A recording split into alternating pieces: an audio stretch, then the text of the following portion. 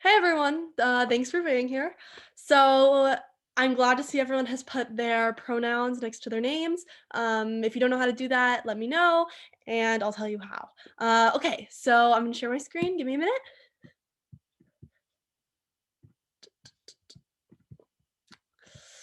Okay, so today we are talking about quantitative and qualitative observations, which are the two different types of scientific observations.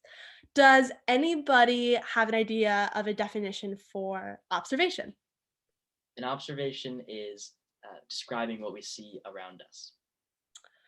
That's very good, Gabe. And again, thanks for reminding me. You can just unmute yourself since we're such a small group. You feel free just to unmute yourself if you have a question or anything. No need to raise your hand. So, yeah, the official definition of an observation is an observation describes facts, qualities, and quantities about an object or living thing. So that's the general definition of observations. Now we're going to get a little deeper into more specific types of observations. So a quantitative observation. Quantitative, think quantity. A quantitative observation involves a measurement or a quantity, which is another word for a number. So if your observation involves a number, that's a good sign that it is a quantitative observation. In order to make quantitative observations, we use measuring instruments like rulers, thermometers, or scales. Okay, so now we're gonna do a little bit of practice. So can anybody share a quantitative observation about this puppy? So the puppy is 10 inches tall. Exactly, Shannon, thank you. That is a quantitative observation because you use the ruler and that observation involved a number, 10 inches. So exactly. Another quantitative observation would be this puppy is 10 pounds. As you can see on the scale reads 10 pounds. It's a number, it's a measuring instrument. Get the idea. Okay, our second type of observation, qualitative observations. Qualitative, think qualities. So a qualitative observation describes a quality. Now, I know quality is kind of a very general term, so you can think of it as something that you use your five senses to observe. Now, again, your five senses are vision, hearing, smell, touch, and taste. I know these are probably a little hard to remember, so I came up with a little song to help you guys remember. We're going to sing it together, but I'm going to do it for you first, and then we'll do it together. So it goes like this.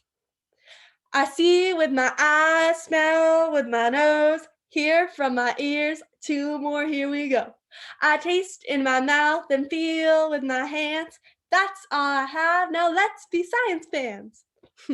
Okay, can everyone unmute themselves so we can all sing it together? Okay, here we go. Three, two, one.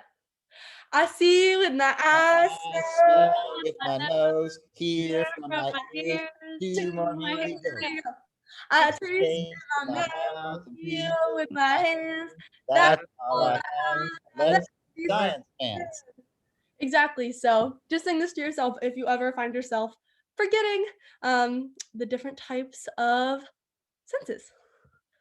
Okay, so lastly, we're going to do a little bit of practice with qualitative observation. So can anybody share a qualitative observation about this rose?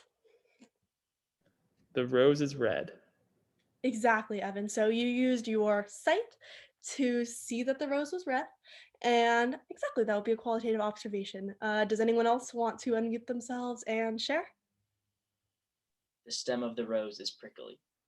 Exactly, that would be something that you used your touch to observe. So, exactly. Unfortunately, we're not in person, so you can't actually feel the rose, but exactly. Good job, Gabe. Okay, so that's all we have today. When you go out and after class, you're outside, make sure to kind of observe what's around you and make some quantitative and qualitative observations. It's great practice and it's an awesome way to get involved in science. So, okay, guys, thank you for coming. Thank you.